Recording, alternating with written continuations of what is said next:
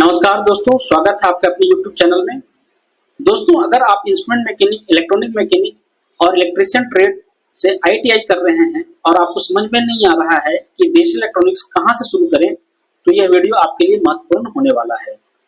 आज मैं आपको डिजिटल इलेक्ट्रॉनिक्स सीखने का पूरा रोड मैप बताने वाला हूं, जिसे फॉलो करके आप लॉजिक गेट से लेकर के PLC ऑटोमेशन तक आसानी से सीख सकते हैं। तो पहला स्टेप आता है इलेक्ट्रिकल फंडामेंटल्स। डिजिटल इलेक्ट्रॉनिक्स शुरू करने से पहले आपको वोल्टेज, करंट, रेजिस्टेंस और ओम्स लॉ की जानकारी होना चाहिए, क्योंकि हर डिजिटल सर्किट बिजली से ही संचालित होता है। यदि ये कॉन्सेप्ट्स मजबूत हैं तो आगे की पढ़ाई आपके लिए आसान होने वाली है। दूसरा स्टेप आता है नंबर सिस्टम का। डिजिटल इलेक्ट्रॉनिक्स की असली शुरुआत नंबर सिस्टम से होती है, इसलिए आपको सबसे पहले सीखना होगा decimal number systems, binary number systems, octal number systems and hexadecimal number systems.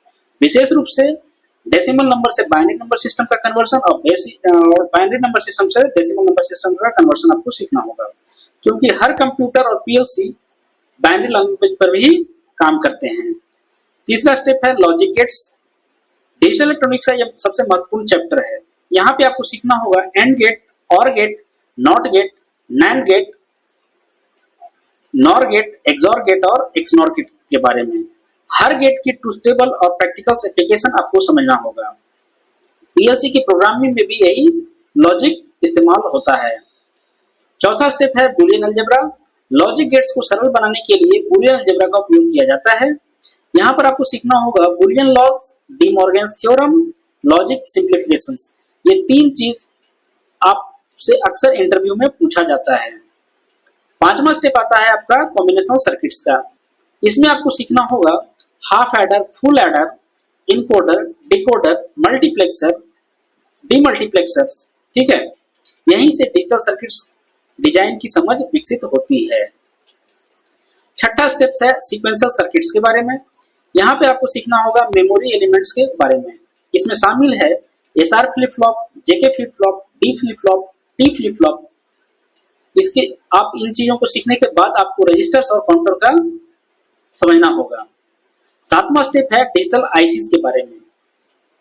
यहाँ पे कुछ महत्वपूर्ण ICs के बारे में बता रहा हूँ, जैसे कि IC 7408 एक एंड गेट की IC है, IC नंबर 7432 एक और गेट की IC है, IC 7404 एक नॉट गेट की IC है, IC 7490 एक काउंटर IC है। इन ICs का प्रयोग प्रैक्टिकल सर्किट्स में किया जाता है।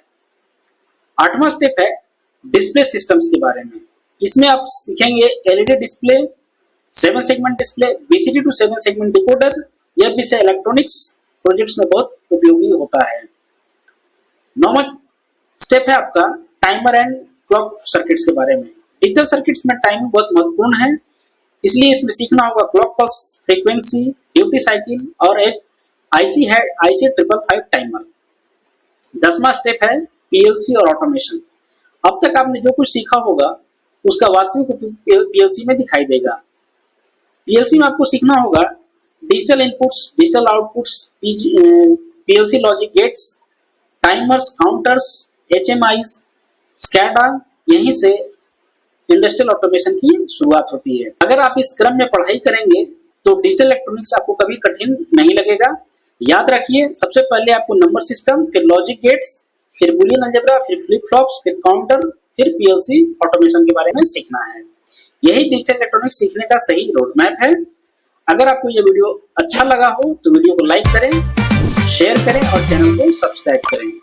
मैं इसी तरह इंस्ट्रूमेंट मैकेनिक, PLC, SCADA और इंडस्ट्रियल ऑटोमेशन से जुड़ी जानकारी आपके लिए लाता रहूंगा। धन्यवाद।